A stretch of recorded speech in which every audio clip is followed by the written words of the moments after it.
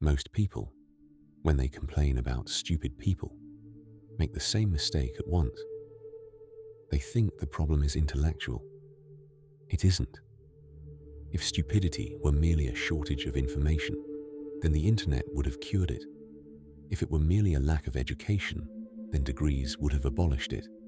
If it were merely a shortage of access to facts, then modern life would be a golden age of reason. Instead, here we are, drowning in information and starving for judgment. So let us begin with a small act of honesty. The stupid person is not chiefly dangerous because he is uninformed. He is dangerous because he is often unreachable. He does not merely fail to understand. He has developed a system for resisting understanding.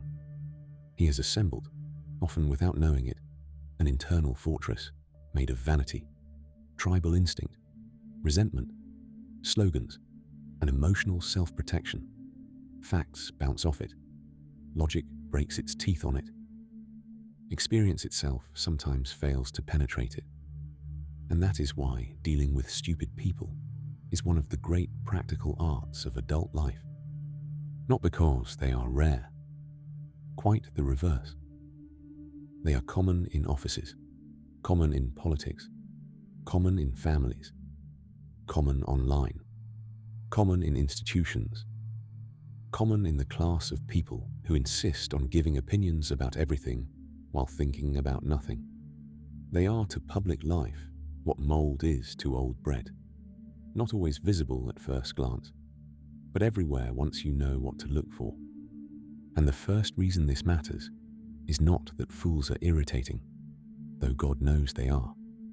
It matters because fools are expensive. They consume time, attention, energy, patience, emotional stability.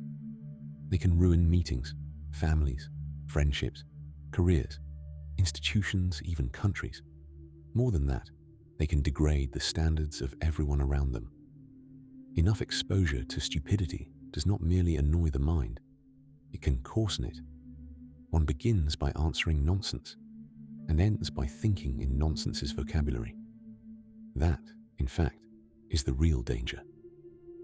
The problem with stupid people is not only that they are wrong, it is that they tempt you to become like them. You begin with correction and end in contempt. You begin with argument and end in performance. You begin by defending reason and end by shouting. You begin as a citizen of the mind and end as a resident of the sewer. And that is a terrible bargain. So the real question is not simply how to defeat stupid people in argument. That is a young man's fantasy, and usually a futile one. The real question is, how do you remain lucid, effective, and inwardly uncorrupted in their presence? Because that is the actual test. Now, before going any further, we should do philosophy, the courtesy of defining our terms. Stupid is one of those wonderfully satisfying words people use with great enthusiasm and very little precision. It covers too much territory. A person may be ignorant without being stupid. Another may be slow without being foolish. Another may be mistaken and yet entirely reasonable. And just to make matters more annoying, there are highly intelligent people who are perfectly capable of being complete idiots. So stupidity, in the sense that concerns us, is not a low IQ score. It is not a shortage of credentials. It is not an inability to solve a puzzle. It is a defect in one's relation to reality. A stupid person is one who cannot, or will not, proportion belief to evidence, confidence to knowledge, emotion to fact, and self-regard to actual competence. He may know quite a lot and still be stupid. He may have a polished vocabulary and still be stupid. He may have mastered the art of sounding informed and still be stupid, because the issue is not the quantity of what he knows, but the quality of his judgment. And judgment, unlike information, has a moral dimension. That is where the matter becomes serious. For very often what we call stupidity is not a mere cognitive defect, It is a failure of character, a refusal of discipline, a surrender to vanity, a preference for comfort over truth, a loyalty to tribe over fact, a determination, sometimes almost heroic in its stubbornness, never to permit reality to interfere with one's self-image. This is why arguments with stupid people so often feel less like discussions and more like wrestling matches in a vat of syrup. Everything is slowed, muddied, dragged downward. Distinctions vanish. Proportions collapse. Every answer spawns 3 irrelevant objections. Every statement is misheard, flattened, or turned into a slogan. And the great mistake, repeated thousands of times a day, is to assume that the answer is simply more explanation. It often isn't. Some people are not awaiting clarification. They are defending themselves against it. Once you grasp that, much of social life becomes immediately more intelligible. Take the man who is always wrong and always certain. He is not merely making errors. He is lacking the elementary humility without which thought itself is impossible. Or take the ideologue who does not investigate the world but sorts it in advance into approved and forbidden conclusions. Or take the bureaucratic fool who replaces judgment with procedure and imagines that dead formulas relieve him of the burden of thinking. Or take the resentful mediocrity who sneers at standards because standards expose him. These are not all the same species of fool, but they are all united by one feature.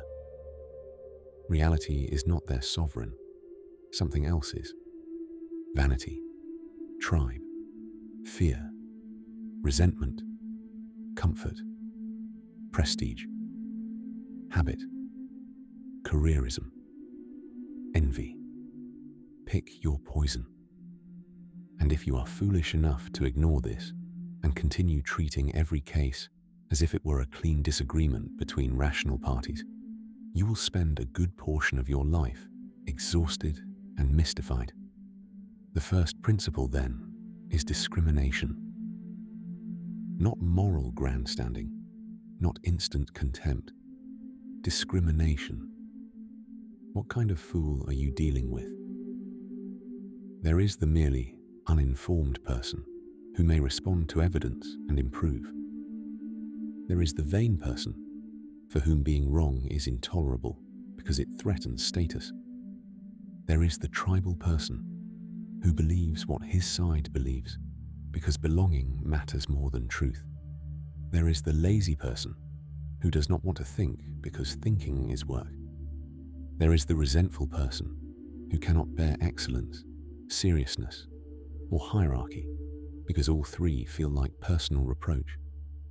There is the institutional person who has so fully outsourced conscience to procedure that independent thought feels like insubordination. Each requires a different treatment, and this is where many people fail, because they confuse moral sincerity with strategic stupidity.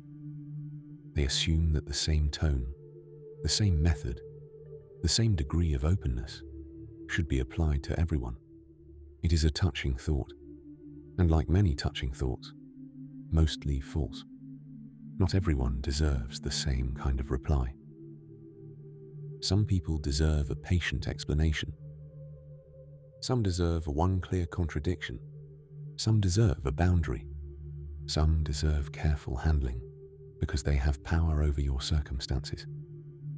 Some deserve laughter, and some deserve nothing at all. That last category is larger than most people imagine. One of the minor tyrannies of a modern life is the assumption that every fool is entitled to engagement. He is not. There is no moral law requiring you to convert your finite life into an unpaid advisory service for the deluded, the vain, the hysterical, and the obtuse. Indeed, one of the marks of maturity is learning that silence is not always surrender. Sometimes it is hierarchy made visible. To refuse engagement can be an act of respect for one's own standards. Now, this point is especially important because the stupid person's greatest victory is usually not intellectual, it is psychological. He says something absurd, and then he proceeds to occupy your mind for the rest of the afternoon. You replay the exchange. You refine your rebuttal. You imagine the devastating response you ought to have made. You conduct a phantom debate while brushing your teeth, driving home, staring at the ceiling. In other words, he has achieved what he could never have earned by merit: residence in your head. This is undignified, and worse, it is a form of self-defeat, because the mind that cannot stop reacting to fools has ceased to be self-governing. It is now being tugged around by every loud imbecile who wanders into its field of vision. One of the sternest insights in philosophy is that freedom begins with mastery over what is allowed to disturb you. Not because you become indifferent to truth, but because you recognize that agitation is a tax paid to the unworthy, and many people are far too generous in paying it. Your peace should be expensive. Your attention should be expensive. Your indignation should be expensive. If any fool with a modem, a title, a megaphone, or a surname can provoke you into hours of inner commotion, then you are not sovereign. You are available. You are porous. You are governable by the least admirable people in the room. And that is no way to live. Of course, none of this means that one should cultivate passivity. Some fools must be answered, because foolishness becomes dangerous when it acquires power. A stupid relative is a domestic nuisance. A stupid manager is a professional hazard. A stupid politician is a public menace. A stupid institutional culture can become a social catastrophe. There is a point at which folly ceases to be comic and becomes malignant. This is especially true of thoughtless people in systems. The most alarming fools are often not the loudest ones, but the compliant ones. Those who replace judgment with process, conscience with protocol, language with jargon, and responsibility with the phrase, "That's just policy." Such people can do enormous damage while feeling almost nothing, because they have evacuated the very faculty by which one might resist absurdity, the habit of thinking personally and morally. A society rots when too many people decide never to ask what they are doing, why they are doing it, or whether it should be done at all. And here we arrive at a darker point. Stupidity is not merely an individual nuisance, it is a civilizational force. A culture in which people cease to distinguish between truth and repetition, between judgment and compliance, between argument and slogan, is a culture preparing itself for humiliation. It will be manipulated because it has lost the taste for evidence. It will be governed badly because it mistakes noise for conviction. It will become emotionally incontinent, morally theatrical, and intellectually infantile. Does any of this sound familiar? Good. Then the question of how to deal with stupid people is no longer a private irritation. It is part of the larger question of how to preserve standards in an age that punishes them. And one answer is surprisingly old-fashioned. Choose your company. This is not snobbery, it is hygiene. Human beings become like what they repeatedly tolerate. If you spend enough time among people who cannot think clearly, speak honestly, or distinguish the serious from the trivial, you will begin to lose those powers yourself, not all at once. More insidiously than that, your patience for nuance will thin, your appetite for spectacle will grow, your tone will coarsen, your standards will erode. You will start speaking in the vocabulary of reaction. The crowd does not need to persuade you in order to degrade you. It merely needs to surround you. This is why atmosphere matters so much. Good company is one of the great underappreciated technologies of civilization. A few serious friends, a few honest interlocutors, a few people who care more for truth than for performance, are worth an entire warehouse of online discourse. In the right company, precision becomes normal, vanity becomes embarrassing, correction becomes possible, and thought resumes its rightful dignity. In bad company, by contrast, even intelligence becomes a weapon of confusion. Cleverness is recruited to rationalize stupidity, not cure it. There is also a painful truth here that many intelligent people are slow to accept. Not everyone can be reached. There, it is said. Not everyone can be persuaded. Not everyone can be improved by argument. Not everyone is waiting deep down for a patient conversation and a well-timed insight. Some people are too invested in falsehood. Their tribe rewards it. Their pride depends on it. Their comforts are built around it. Their resentments feed on it. To surrender it would require a renovation of self too costly for them to contemplate. And so they stay where they are. This is hard to accept because those who care about truth tend to overestimate its persuasive force. They assume that clarity compels. Often it does not. Many people would rather remain absurd than become humble. Many would rather cling to nonsense than endure the psychic wound of self-revision. You see this every day. A person shown to be wrong becomes louder, not quieter. A person cornered by evidence becomes more emotional, not more reflective. A person who cannot answer the point changes the subject, attacks motives, invokes the tribe, or claims persecution. Why?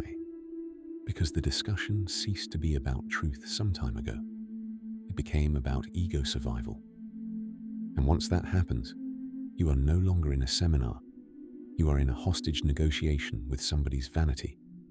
Now this raises an uncomfortable but necessary question. If some people cannot be reached, what then?